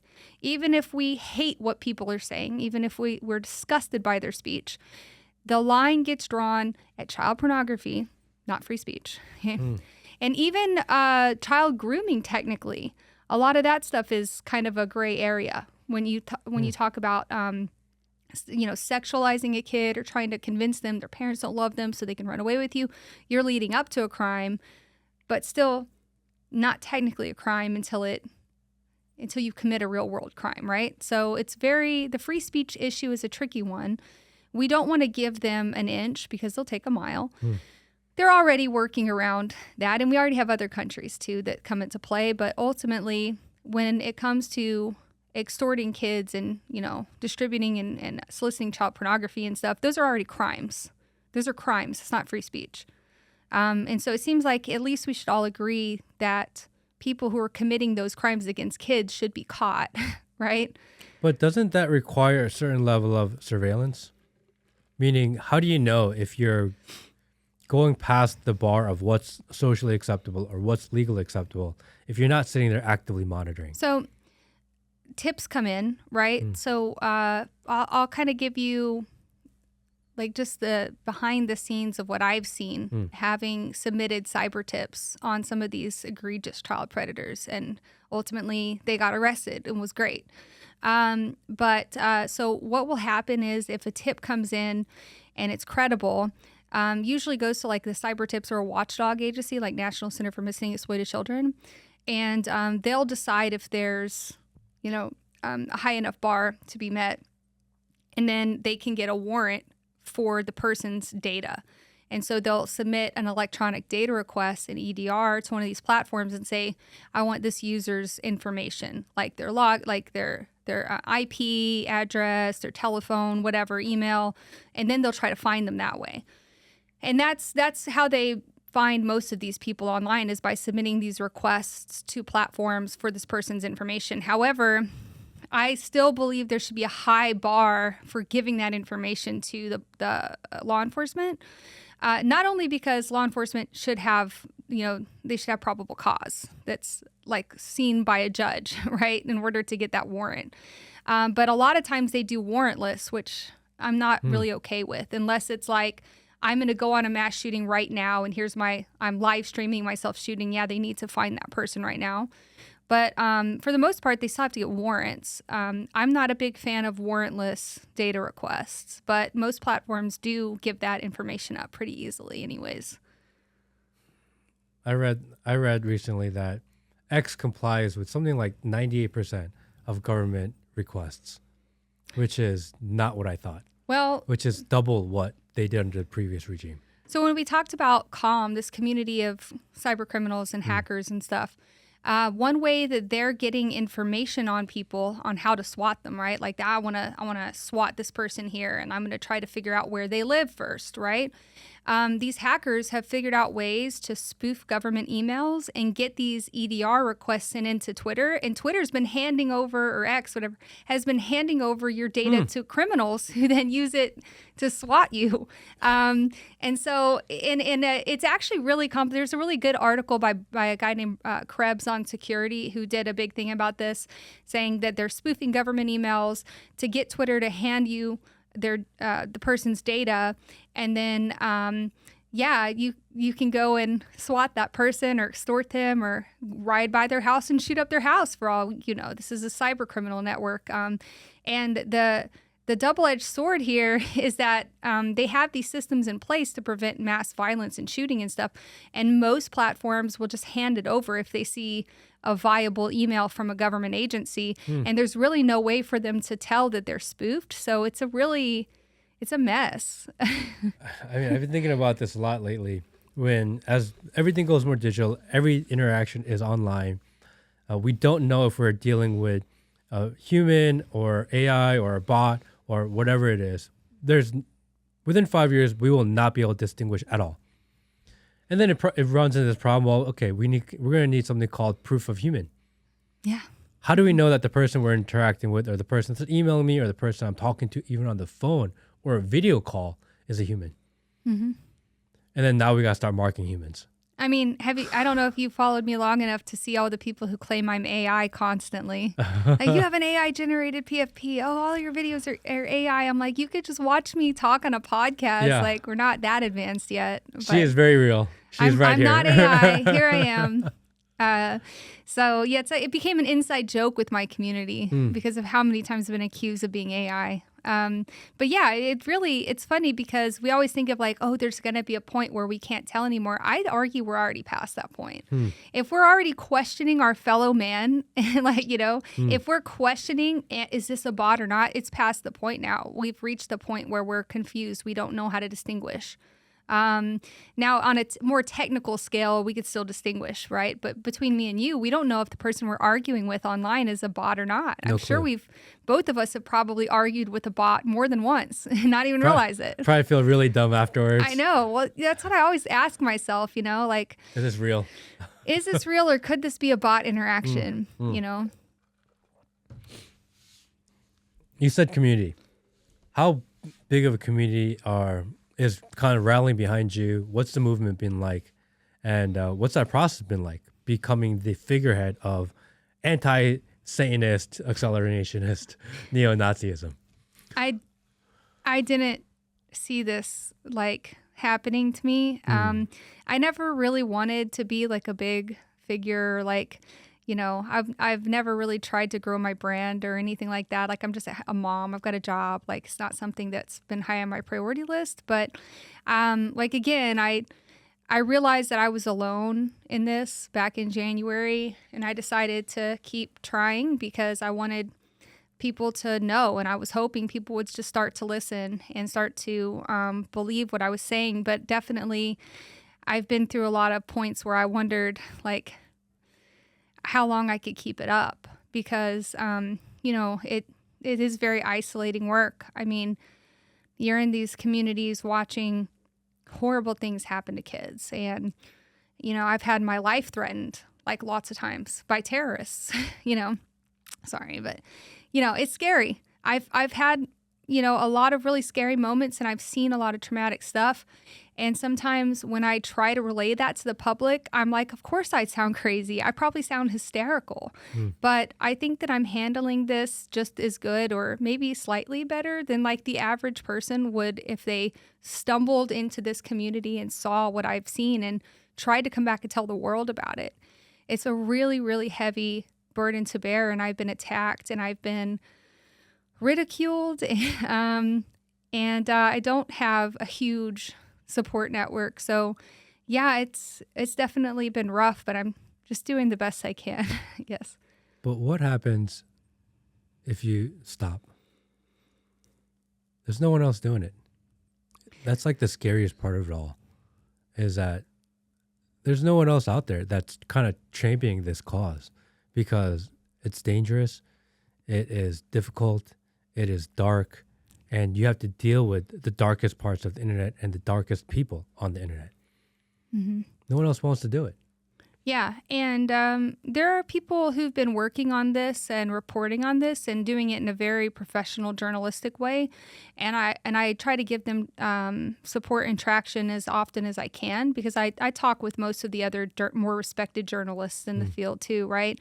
But at the same time, those people, they usually work for a major media outlet. They're professional journalists, so they can't get into Twitter spats with people, and they can't go on to, they can't say certain things because they're kind of held to a standard. And I was tired of just sitting back and watching these articles come out that nobody's reading. Like, I wanted people to start seeing it. I wanted it to get into a bigger audience than just like maybe the counterintelligence or countering violent extremism communities, right, that it's already in, or like law enforcement communities. I wanted the public to see it because I think it's very important that the public is aware of this. If I stopped, I mean, I'm sure the world would keep spinning. I've thought about quitting lots of times, because like I said, it can be very overwhelming and dark, and I get a lot of harassment from terrorists, threatening my family or sending me videos of them hurting kids or whatever. They'll send it directly to you. Yeah. What happens when you receive them? I report it to whatever the platform is, and then I usually make a cyber tip online, report it to NCMEC if it's child exploitation, or if it's. Do you have them on speed dial? Yeah, I basically just have it bookmarked. I'm pretty speedy at it. If it's something that's imminent, like I think that someone's going to go on a mass shooting, I'll call the FBI or like the cyber tip line. I'll just actually call. They have a number. And there's been at least one time that I've stopped a potential mass shooting that way, because I saw a person talking about how he was going to go brutally murder his ex-girlfriend and maybe shoot up her college campus, kind of the impression I got. And I did call the FBI, and they arrested that guy within 12 hours. They got the data from Twitter, and he was gone. And they called me the next day, got a call from the FBI like, hey, we caught this guy and we need to take a statement from you and stuff. And so, yeah, that guy, his name is Kenneth Hoover, and I think he's going to trial next month. But he's been arrested and charged with 2 counts of interstate communication of threats. Why has the government not tried to hire you to do this? That's a good question. They should pay me. No. Well, they should. Well, I guess I don't know, maybe. Would Hi, you? FBI handler, I don't know. Would you? Possibly. I think that I would prefer, I don't really like the government. Yeah, I mean, I get that. I don't want to work for the government, but perhaps a citizens resources. task force or something. If I could maybe organize a group of researchers and advocates and stuff to kind of tackle this in a more cohesive way rather than me just screaming into the void, I think that would be great. I think that would be a really good use of our government resources to put together some kind of task force that included people like me and other people who investigate and report on this stuff. Yeah. But something like that would require, especially if it becomes more than one person, it becomes an entire task force of researchers and people and agents and etc. Now you run into a huge security problem, even bigger than it is now. Or do you think it's safer? Because now you're adding a huge target versus, okay, it's like a mom and she's talking shit on the internet. And yes, we don't like it, but it's just a mom. We're going to, whatever, right? We'll just send her a bunch of videos and maybe she'll eventually stop. Versus she's organizing a real group of people that are going to come after us. Yeah. I mean, I think that there are already a lot of people after them. It's just very loosely organized. There's other people like me. I'm definitely not alone. I'm just the only person who had a big enough following already to kind of be seen. And I think that my videos helped a lot. I think that putting all of that stuff into that docuseries really took this a long way because I think that it's much better, the curated video, than just me spurging out, online.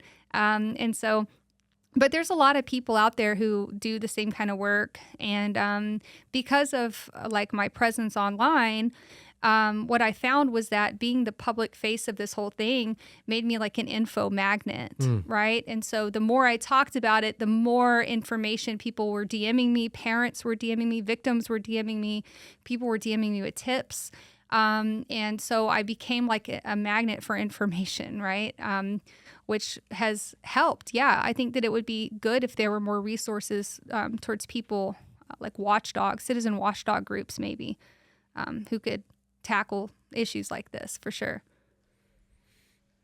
Because I'm just one person, man, and I got a full-time job and a kid, so I can't like. That's crazy. Yeah. And we said that word crazy like a million times today. That's crazy. Yeah. That you are just doing this on your own, self-funding it. There's no one supporting you, or there are people individually supporting, but there's no real support behind you, no institutional support behind you. And for you to go out and do this on your own, it's brave. I don't know. Maybe I am crazy. I feel like at this point, it's like I started it and I'm going to see it through, because it would take zero effort to just quit because it's not like I'm getting paid for it. So But a lot of people, I try to share the part 1, part 2, part 3 or 4, and people will comment and they'll say, "This is crazy. I can't believe it's happening. Like, we need to talk about this." Mm-hmm. And then they go to the next viral political video and nobody cares. Mm-hmm. It's like, okay, I watched it. I gave it my 15 minutes of my thought, and that's me doing my part. I'm just going to move on to something else because I don't want to live in this world. Yeah. It's really hard to get people to stay focused on this, which is a very important topic. But at the same time, no one wants to live in this space. Yeah, but it's kind of like if you had, I don't know why I'm envisioning like a big magnet coming down and like a huge thing of balls, right? And it just scooping over and it's picking up people and it's picking up balls like here and there. Some of them, come and go, but we're getting more and more people who were attached to it, and I see all of the people who quote tweet my video constantly. Like there's a few people who constantly quote tweeting my video under everyone's comment section all the time, and like those aren't bots; those are genuine people who just want these videos to get seen, and it's working. It's working. They shout it out in spaces, and they're, and it's just normal people who really feel strongly enough about this. And, I'm very grateful to people like you who risk the suppression. This may be the last video ever. But, people who've taken the risk and had me on and let me talk about it is continuing to grab more of those metal balls. It's getting bigger and bigger and bigger and building up steam. So it's definitely, we're getting the message out to more people. It's working. We said this is a spiritual war, a war of good versus evil. Do you have hope? I do. Yeah. I think we're winning. You think we're winning? Mm-hmm. Why? I don't know. It's just a feeling I have, I guess. Maybe it's a coping mechanism because if you go into this kind of work and then you let it overwhelm you, what do you have? Like depression, nihilism, right? I think we have to keep up hope and we have to keep fighting. And I do strongly believe that good will win if we continue to fight. What does winning even look like? I would say, because the same thing we asked the other side. What does winning for them look like? And they don't know. I guess Do we know? Saving one kid is a win. Saving a single kid is winning. I've had parents come to me personally and tell me that I made a huge difference, or that I had an old friend from high school not too long ago message me and say, I saw your video and I realized that my son was playing Roblox unsupervised and he had messages with weird people, and I'm so happy I saw your video. I shared it with all of my friends, and we're a lot more careful now. To me, that's a win. I'm just a normal person. I can't, I'm looking at this from a small scale, but I've gotten pushback before from people who go yeah, but there's millions of them. What are you going to do? You saved one kid. That's everything. Saving one kid is everything, So I feel like the weight of the world isn't actually on my shoulders. I'm only just a single person. And to me, it's impactful to be able to just help on a smaller scale. And I think that if we get more people involved and more people just aware of what's going on, those people can help on a smaller scale. And it just becomes kind of a chain of good people, fighting this thing. But also I would say that these guys, these really evil people who are preying on kids, they can only do this in the dark. They can only do it in the shadows. And so we have to keep shining a light on them, and we have to keep bringing them into the light. That's how we win, is by bringing them into the light so they can't hide anymore. But how is that even possible? Because, every content relies on algorithm. Without the algorithm pushing it, your content dies. That's just how technology and media works now. Right. You need the algorithm. This is not algorithmic friendly. So it's not possible that the other side's content somehow ends up being somewhat algorithmic friendly. You can find it if you look for it. This stuff, unless a friend shares it with another friend, the chance of you finding it is like pretty close to zero. How do you win when you have the algorithm fighting for the other side, even if it's not intentional? They are helping the other side and not helping yours. I don't know. But I'm not gonna give up. I'm just gonna keep trying. And that's a really good question. I think I've definitely made a lot of tweets about this specific thing. Like at Elon Musk, as if he's gonna see it. Hey, it's really hard for advocates out here. We can't overcome the suppression algorithm. And I've even been locked out of my account before for getting too rowdy about this stuff. I've gotten shadow bans, and every time I put out, and I could show you like my impressions on X, when I put out my 764 part 2 for like a week, I had like no impressions after the initial video release because it suppressed me for like a week. It says, okay, this account has a tag on it now for and you have to sit it out. And it's hard. I'm not really sure how to overcome that except with like a lot more attention, obviously. But then you look at like if let's say that Elon Musk retweeted something of yours. Well, that's such a huge thing, right? So obviously we're not hoping for that, but the more people who see this and the more people who give it attention, just even accidentally seeing it, it really, really goes a long way. You'd be surprised at how you can overcome the algorithm with sheer volume. You know what I mean? Yeah, I put up clips on different social media, and I talk a lot about anti-establishment and damn the two-party uniparty, and it's not algorithmic friendly. And the only reason why it gets the views that it does is because the sheer number of people that share the content. It's actually the only way it's like the algorithm buster, right? To incentivize and sheer volume of shares, because it overcomes the algorithm, because the algorithm prefers and gives priority to shares. If you're sharing the content to the algorithm, it says this is really good content. And they don't even care what the content is about. They're just relying on shares. So that's really what it is, right? You have to share. That's the only way to break through the algorithm. And if you find this stuff important, you have to. Yeah, I agree. That's why we keep pushing. That's why I obnoxiously retweet myself all the time. And that's why I keep, shouting about it and continuing to keep the pressure on. And again, I'm human, so like I've definitely, there's been some things that maybe I could have handled better or like, done differently, especially with regards to like the algorithm or, whatever, like not maybe remembering that I couldn't post the GoPro footage on YouTube and not getting it banned, but I think the important part is to not give up, because it can really seem hopeless. And I think that these really evil, bad actors who want to corrupt our youth and want to send our society into a tailspin, they rely on hopelessness and nihilism, and they actually groom kids with nihilism and defeatism. And there's, we better just push for the collapse because there's no hope. There's no bringing it back, right? And the way to counter that is with hope. We have to keep hope, and we have to keep believing that we can fix our country and we could fix what's wrong with our kids. There was a case just here in Gainesville, right up the road. Every day, everywhere you went in kind of the area where I live, there was a picture of a girl, missing girl. What was her name, Will? Do you remember her name? I don't remember her name. there was a picture of a missing girl, and they had it out there in the streets. Every single corner had a picture of her. She's been missing for 3 months or 4 months. And everyone's like, well, we got to help find her. We got to work with her. It was kind of a big community movement of everyone's freaking out. Where did she go?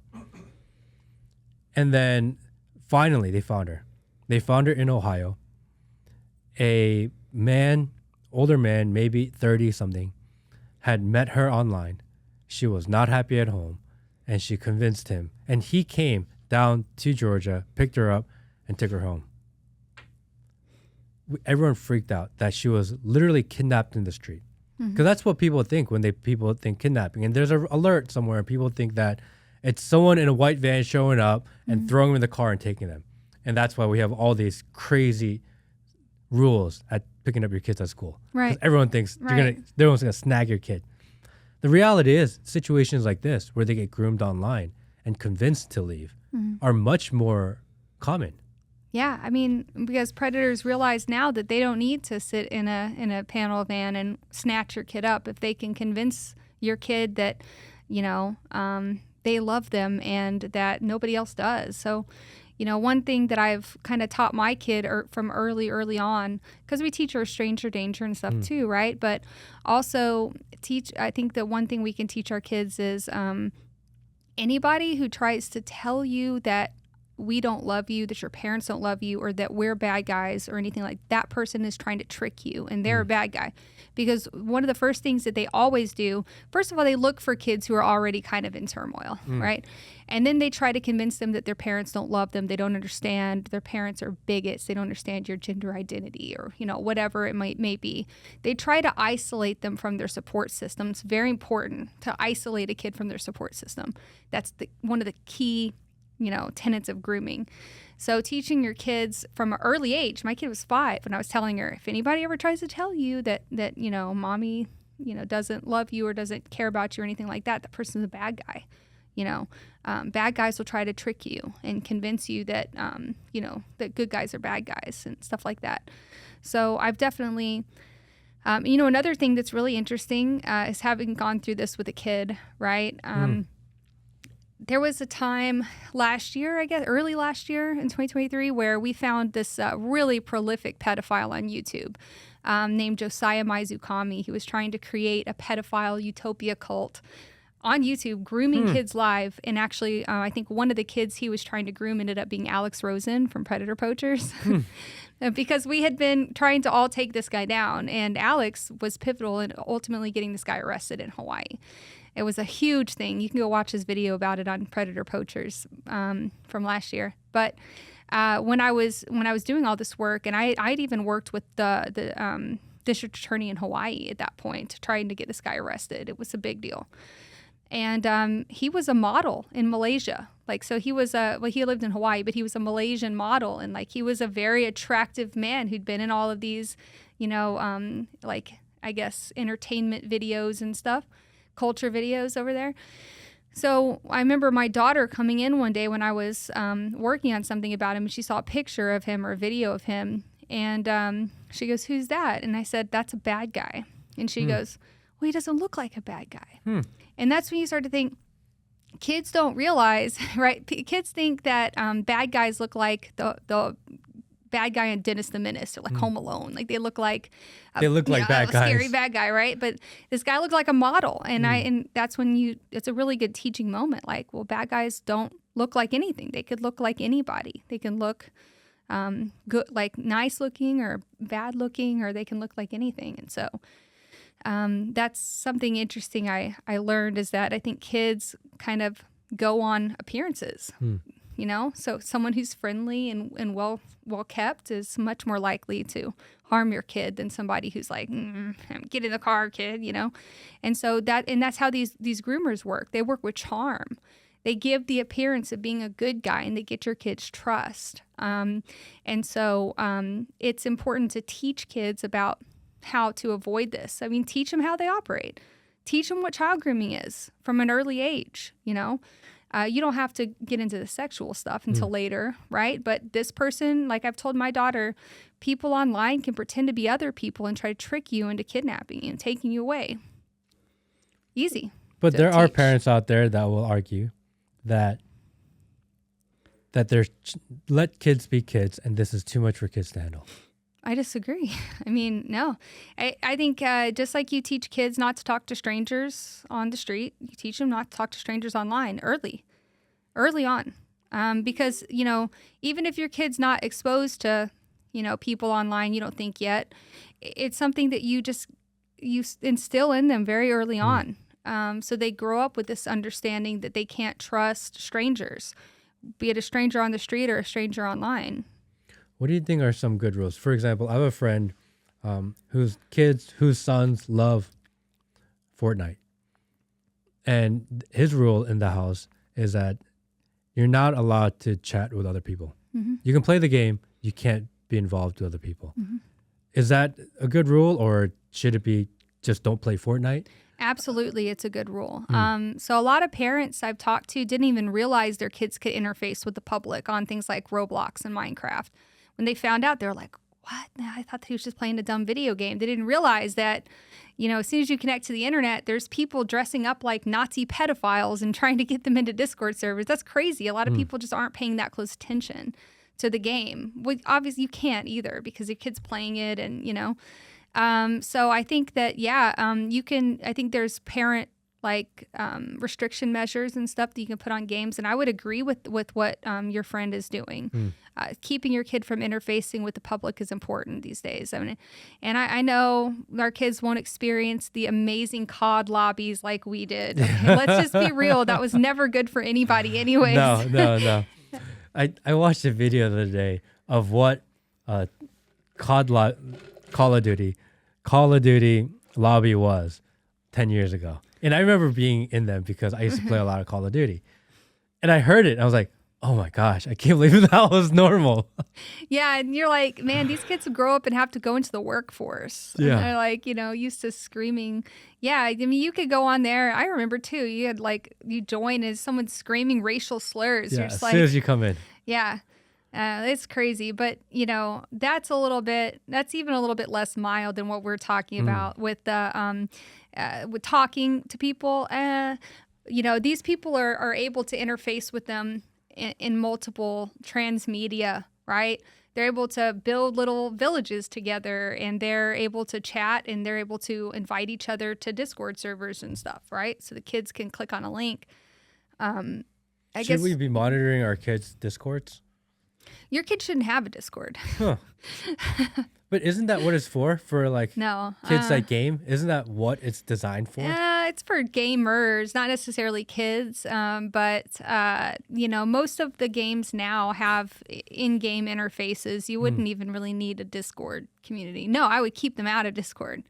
If there's one, I would say your kid shouldn't have any social media. Until maybe at least 16, and even then I would moderate it, right? But a couple that are really, really bad are Discord and Snapchat. Snapchat actually just got sued and in a big legal hot water for misleading parents into thinking that Snapchat was safe, when in reality people were taking screenshots of their kids abusing themselves and stuff in there. So Snapchat is really bad. Discord's really bad. There's really no reason for kids to have those. There's just no reason for it. Then if they wanted to be on something, what would you allow? I mean, I would say that most in-game chat features, if you're monitoring it, are pretty safe, because you can't, your kids shouldn't be able to click on links and go to other external applications, basically. I think that would be kind of the line. But no, I don't think your kids should have social media at all. But, if you want to say you'll let kids be kids, well, go outside. Touching grass will save us. I'm still convinced of that. I agree. I try to get my daughter outside every day. Actually, we do no screen time, no TV, no screen time, nothing, because I feel like it's a really slippery slope. And if we just normalize the idea that either be outside or read a book, and if that's just how she is in her entire life, then I don't know, maybe it's not the way. Maybe nature is healing. Maybe she's going to turn 18 and be like, wow, this is amazing. And that's all, right? That's the risk reward there. Yeah. But they're too young. They started them way too young. Yeah. And kids are so addicted to devices. And you can even see it. All you need to do is give a device to a kid for a month and they are competent at it. They can know nothing because technology is that intuitive. Yeah.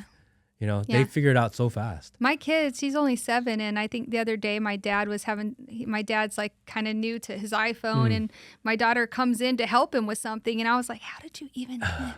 Well, the other day she did something on my phone. Oh, she saw the Ring camera go ding, like there was someone at the door, and she just grabs my phone, opens it, and navigates to the Ring camera and goes to the live view and goes, "Hey, the Amazon driver is here," and I was like, that's crazy that she just intuitively knew how to do that. And like, you never taught that. No, they're just really good. They pick it up so fast. And technology is that good, where they make it that intuitive that a 7-year-old can figure it out with zero instruction. Yeah. Once they can read prompts, that's all it really takes. If people want to find you and support you, what's the best way for people to find you and support you?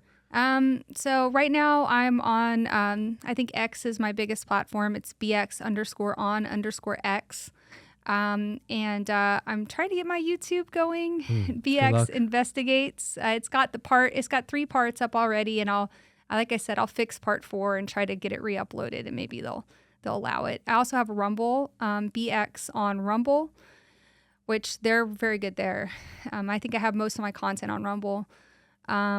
If you want other ways to support me, I make art. I started making art. So I have some channels where you can maybe relax a little bit, watch some art being made. You can go check out my Etsy page. All of that you can get on my X, like on my Beacons link or whatever. I'll send it to you. What is coming on part 5? Oh man. And definitely go watch part 1. I didn't talk too much about part 1, 2, 3, 4 because I think people should watch it. Yeah, but what's coming part 5? Maybe a little sneak peek.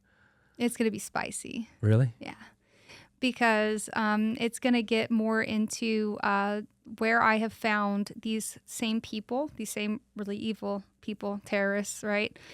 Infiltrating communities online that you may be closer to than you think. And I'm going to talk a little bit about the struggle I've faced trying to bring awareness to certain people online, and even some backlash I've gotten from people who don't believe me and stuff. So we're going to talk about that. We're going to talk a little bit about, let's see, what else is there? Some of the attacks that I've gone through. So in part 1, we talk about how Jade Parker and Nama Cates were basically gang stalked into psychotic episodes, right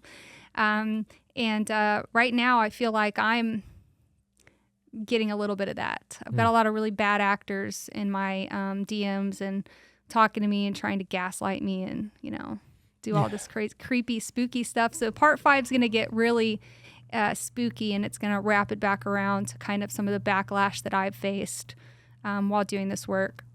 You said, I just want to read a tweet. If you're new here, hi, let me explain something. Members of a satanic neo-Nazi death cult called the Order of Nine Angles are currently feuding with an ultra-violent splinter faction called Satanic Front.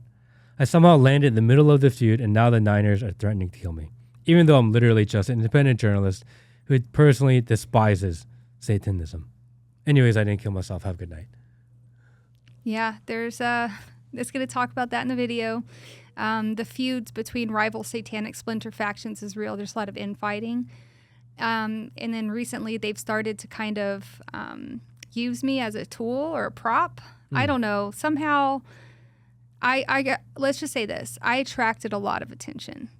Amongst their communities. Yes. I attracted attention from some of the leaders of these movements. So we say leaderless movements, but some of them still have leaders, or like prominent figures who are a little bit sketchier, a little spookier than like these little criminal kids in 764 who are a lot of times like an 18-year-old in the UK is threatening to kill you. Well, it's like, okay, well, you're an 18-year-old in the UK, right? But there are some people who are closer to home who are more connected. And we are really dealing with violent criminal gangs. And we are shining a light on them, and they don't like it. And they're tricksters. So there's a lot of craziness going on. I can't wait to get into it in part 5. And just in case anything ever happens to me, it's already been written and placed in a secure place. So there's nothing that's going to stop that information from coming out. I think we as a community are all praying for you, wishing you the best, trying to be as supportive as possible. Think that the work that you are doing is necessary. It is brave, it is courageous. And I think God chooses the most unlikely people to fulfill certain missions. And it's not a decision of whether we choose to do it, it's whether we are chosen to do it. And whether we answer that calling, I guess. Thank you, everybody, and we will see you next time.